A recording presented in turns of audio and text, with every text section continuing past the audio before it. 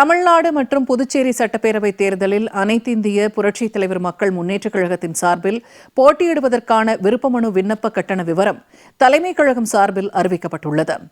தலைமைக் கழகம் சார்பில் வெளியிடப்பட்டுள்ள அறிக்கையில், நடைபெறவுள்ள தமிழ்நாடு மற்றும் புதுச்சேரி மாநில சட்டமன்ற பேரவைத் தேர்தலில் அனைத்திந்திய புரட்சித் தலைவர் மக்கள் முன்னேற்றக் கழகத்தின் சார்பில் வேட்பாளர்களாக போட்டியிட அனுமதி கோரும் கழக உடன்பிறப்புகளிடமிருந்து வரும் புதன்கிழமை காலை 11 மணி முதல் விண்ணப்பங்கள் பெறப்படும் என தெரிவிக்கப்பட்டுள்ளது. தமிழ்நாடு சட்டப்பேரவைத் தேர்தலில் கழகம் சார்பில் பொதுத் தொகுதியில் போட்டியிடுவதற்கான விண்ணப்ப கட்டணம் 5000 ரூபாயாகவும், தனித் தொகுதிக்கான விண்ணப்ப கட்டணம் 3000 ரூபாயாகவும் நிர்ணயிக்கப்பட்டுள்ளதாக தலைமைக் கழகம் அறிவித்துள்ளது.